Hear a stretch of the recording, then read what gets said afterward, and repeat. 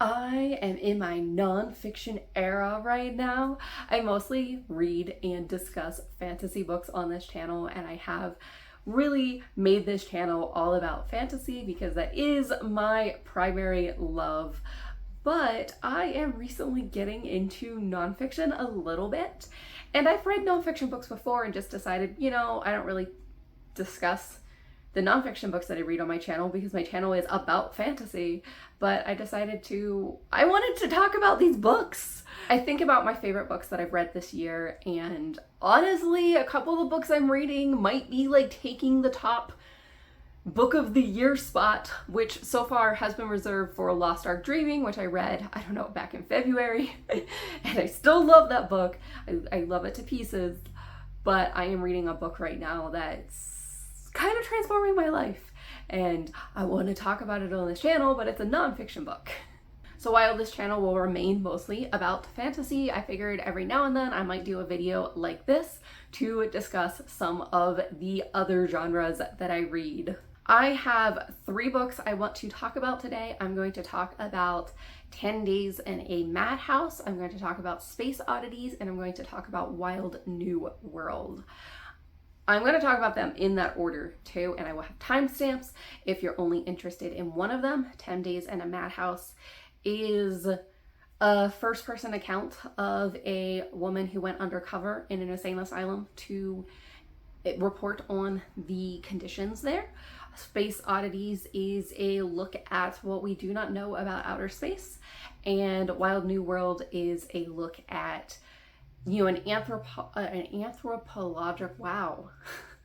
Wild New World is a look at life in the Americas, both animal life and human life, from the lens of anthropology, and talking about how we know what we know and the different discoveries we've made to advance our understanding. But first, let's get into 10 Days in a Madhouse.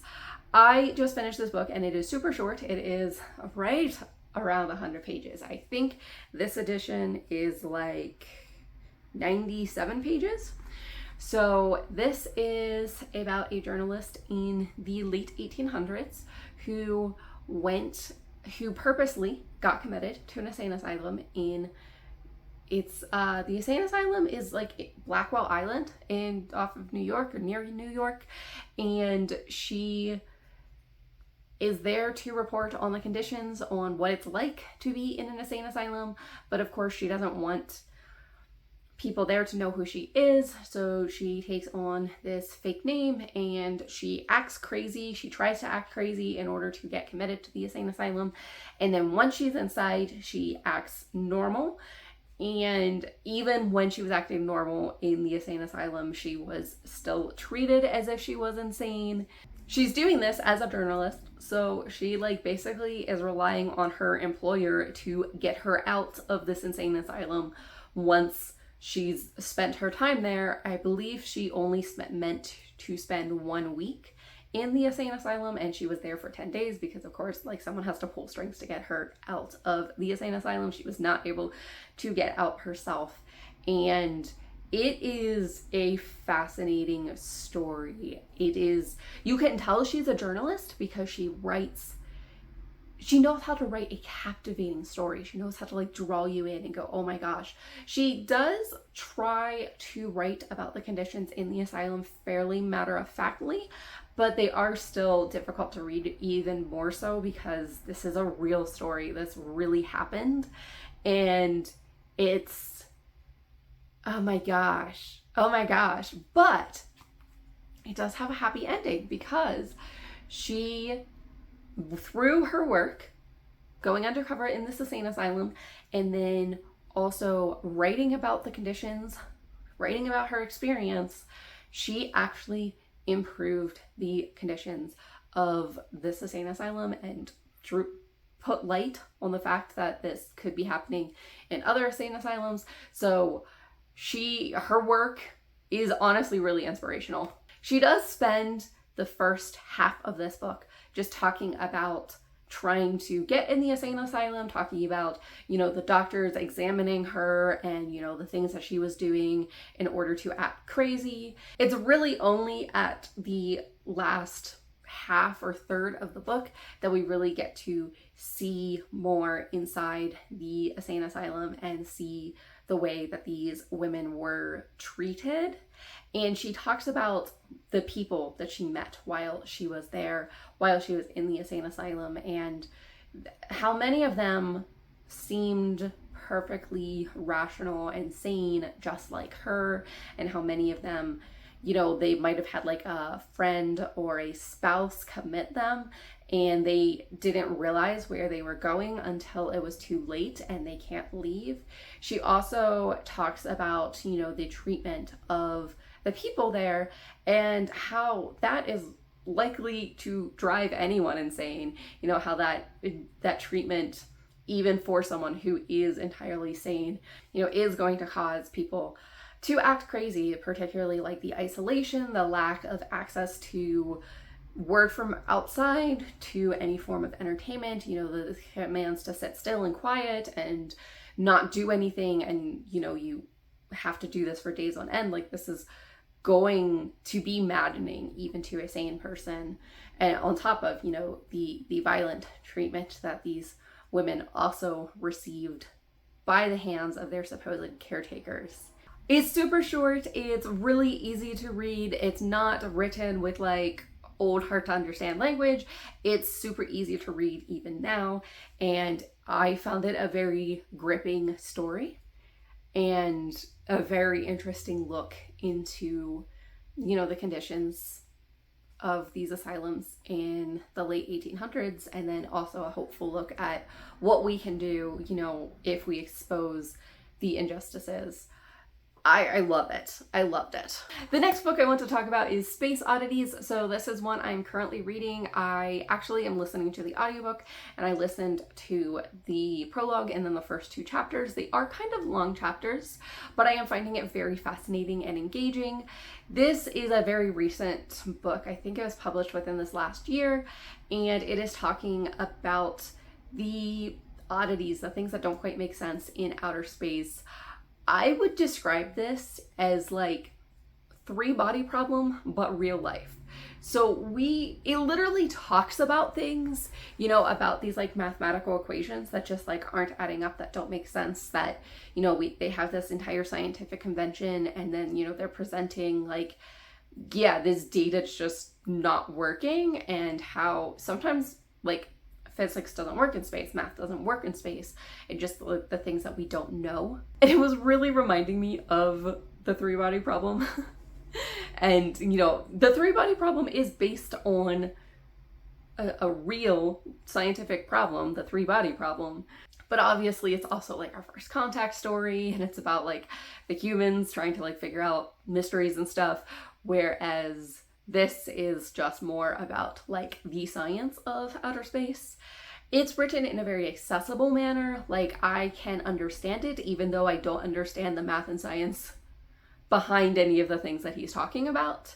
But he is able to explain it in a way that like I can understand how important it is, even if I don't get the nitty-gritty. He's also talking about the reasons it is important to explore these oddities, to really like probe into the mystery, because this helps advance our understanding. And he goes on this story, he presents this story where we had an incorrect understanding of the planets orbiting in our solar system, to the point that we thought there was another planet between us and the sun, because the orbits of the planets didn't make sense. And they thought, oh, if there was another planet there, then like the gravitational pull would help that make sense. And there's no planet there. It's just they didn't understand the orbits. They didn't actually like understand how it worked. But once we've probed into that mystery, we've been able to understand how it worked and able to advance our models of space, of our solar system, our understanding of science and our universe. So even these mysteries that we have today, if we keep probing them, maybe we will come to some understanding of them. Honestly, I'm reading this book because I find outer space, I find astronomy very interesting. I love seeing all the beautiful pictures of our universe, of, you know, whenever either Hubble or James Webb is up there taking pictures, and most of them are like composites because they have like different, one might be like infrared and one might be like a ultraviolet or whatever, but these beautiful images of our universe. And then I also like understanding more about the universe, but there's so much about outer space that we don't understand, and it's kind of exciting to me. There's like possibilities, there's the unknown, there's something exciting about like these mysteries that we have to solve and like the unknowns, because it's open to just like so many possibilities, and I love that. And I also love what the author in the book says about dark matter and dark energy, because he basically says anytime they're using the word dark, it basically means we have no idea. And that's also my understanding of dark matter and dark energy. It's basically our mathematical equation absolutely does not work, so we just plugged a number in so that way our mathematical equation works, and we called that number dark matter. It's kind of a ridiculous thing, but I mean, I also understand. It's just like, we really don't understand. And I find all of this fascinating. And then the last book I want to talk about is Wild New World. And this book is changing my life. I'm joking as I'm reading this book that I am going to go back to school and become a paleontologist, because I am so fascinated by everything in this book. So this is talking about life in the Americas, both North America and South America, and how life got here. It's talking about animal life and human life specifically. It's talking about when life got here and how we know any of this. And we actually have like a couple different hypotheses about like how the first people to come to the Americas, and I knew absolutely none of this. It's kind of interesting reading about all of this because I felt like I had a pretty good grasp on history, at least American history, and I realized that my American history knowledge really only extends back maybe 400 years. And anything prior to that, and even up to 400 years, definitely gets a little bit fuzzy the further back you go. Anything prior to that, I knew nothing about. And on top of that, I didn't really get a good science education in school. And basically all of the things science-y that I know, I've learned as an adult, or I'm continuing to learn as an adult. And I do feel like anthropology it bridges the divide between like both science and history. It is a little bit of both, because we are investigating remains or fossils or artifacts that are found, and we are using scientific technology to date them, to understand them better, but we're also using them to understand history better. So I feel like this is kind of both and it's such a fascinating field. Some of the discoveries are fairly recent, like the white sands footprints, which I have been doing so much research even just outside of this book. So I'm about 40% into the audiobook for this one. And whenever it was talking about like the Folsom site or Cixin and what we know about it, which is the asteroid that destroyed the dinosaurs, and the white sands footprints, like I have just been researching these on my own. I spent an entire evening just trying to look up everything we know about the white sands footprints and how they got there, how we know what we know about them. I want to know everything, and that's kind of how I'm feeling about this topic as a whole. I literally am like already looking into what other books does my library have on these topics, because I want to explore life throughout the different epochs of the world and understand it better, because I currently don't have that much of an understanding. Like I said, my historical knowledge actually doesn't go back that far. And I would love to have a better understanding of all of these things, to the point that I'm reading this book and then I'm also researching things that it talks about in the book outside of the book, just because I want to know more and I want to know everything. I had no idea this would be an interest of mine. I literally am only reading this book because my partner wanted to read it, and he was like, oh, hey, let's read this book together. And I was like, I'm probably not gonna like the book, but I'll at least start it and find out. Like, I can always DNF the book partway through, or at least maybe we'll have some interesting conversations, even if I'm not really interested in the topic, and I am so invested. It's also leading me to go, why are there not more historical fiction, fantasy, science fiction novels written in previous eras of our world? Like, why are there books written during the Pleistocene era? Like, people walked with woolly mammoths. Do you know how incredible that would be? Like, can you imagine coming across a woolly mammoth in the wild? And I say this as someone who has come across wild animals, both predators and non-predator, large non-predator animals in the wild. When you experience those animals close up, there is kind of this feeling of both awe and fear, particularly bears, and it's just, can you imagine like these other animals that also lived with humans? And I think it would be fascinating to have stories on these periods, particularly, I'm looking up stuff about the White Sands footprints. Do you know how captivated I am by this woman and toddler who walked near a woolly mammoth and a ground sloth? Like, if I'm this captivated over this, like, where's the book on it? Wild New World also talks about the populations of these animals and the interactions between the people in North America, South America, and the animal populations. And it talks about like some of what we know of the interactions just based on, things that we've seen, either drawings on stones or the artifacts or the remains or fossils that we have found.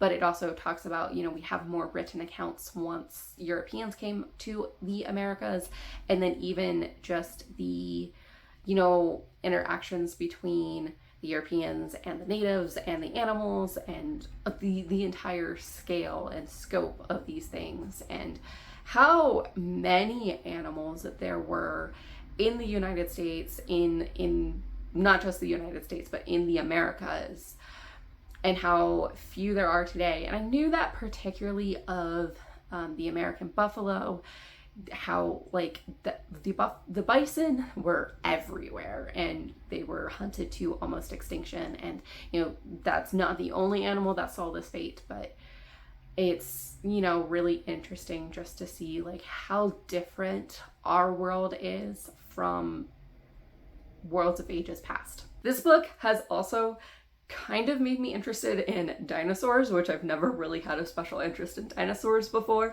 but I do now. So I started looking up about Cixin, which is the asteroid that destroyed the the asteroid that hit Earth that extincted the dinosaurs. But there's actually only one theory, and we do have the site of Cixin, and it definitely was a contributing factor to the extinction of the dinosaurs. But there was also a supervolcano on the other side of the planet that was going off before the asteroid hit Earth, and it was releasing gases and ash into the air at great volume, and it was possibly already slowly extincting the dinosaurs. And just learning about all of this, and then the amount of time that dinosaurs were on Earth compared to like the amount of time humans have been on Earth. Dinosaurs were here for like a super duper long time, and we've only been here for a very short amount of time. And I had no idea of any of this, and it's really interesting to, learn and discover and find out all of these things. But it's also pointing out some of my biases, and one of them is definitely like, I didn't realize, I guess, how much I still had this bias of like human sentience, intelligence somehow like makes us superior. Because when I was looking at like how long the dinosaurs have been here compared to humans, I was like, oh, wait a second, but why weren't dinosaurs sentient and intelligent? And like, how have we accomplished this in such a short amount of time and they haven't? But I realized that's like a very flawed way of looking at things, and it's basically just revealing my own biases. And obviously there's things whenever you look at humans that are not like some sort of peak life form in so many ways, just looking at quirks in our own anatomy and then looking at other animals, like animals that can grow back limbs and we can't. But it's just like, you know, something that I thought maybe I had worked on a little bit more than I had, but, you know, just looking at this and having that thought, I'm going, oh, maybe I need to work on that bias a little bit more.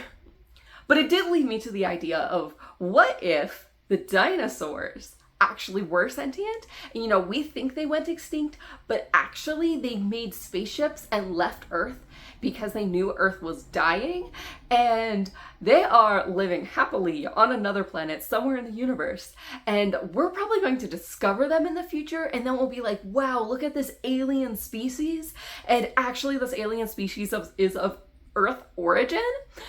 And I want someone to write a book on this. Like, where is the book where the dinosaurs are still alive and they left Earth? And then, I don't know, maybe a dinosaur ship just like flies past later and they're like, wait, I think something's going on Earth. Maybe they'll come back to us and be like first contact with dinosaurs as they re-arrive on Earth again. There could be a book about this. I know there could be, and I find it entertaining. So yeah, where are the books? The science fiction, the fantasy, the historical fiction books about dinosaurs, about humans living among mammoths. If you have any, let me know in the comments. Okay, so yes, this is a different day, but I talked a lot about the positives and you know, my excitement for archaeology and paleontology and all of that. But I also want to talk about some of the dark sides of these fields, and this book really illustrated that well. And okay, so I talked about adult nonfiction so far in this video, and I actually do really like children's and middle grade and high school teen level nonfiction, because I feel like most of the time those nonfiction books can be a really good overview of a topic, and they often approach it assuming the reader does not know anything about this topic, so they are introducing it and giving a really good overview of them. And I feel like sometimes adult level nonfiction wants to go a lot deeper and might assume that the reader knows things about the topic already. So I really do enjoy and find value in, even as an adult, reading children's, middle grade, and teen nonfiction just to get that good introduction. So this book is called Soil for Fossils and History, and it does a really good job at explaining what we know about fossils, how fossils form, the discovery of fossils, what we can learn from them. And it also explains one of the, I guess you could say, ethical dilemmas about archaeology and paleontology, because it talks, you know, some things we're finding are artifacts or, you know, mammoth fossils, or sometimes like the white sands footprints that I talked about previously. But some of the things we are finding are human remains, either in fossil form, in, you know, more complete skeletons. However, sometimes we find human remains, and then it talks about descendants or possible descendants of those humans. Sometimes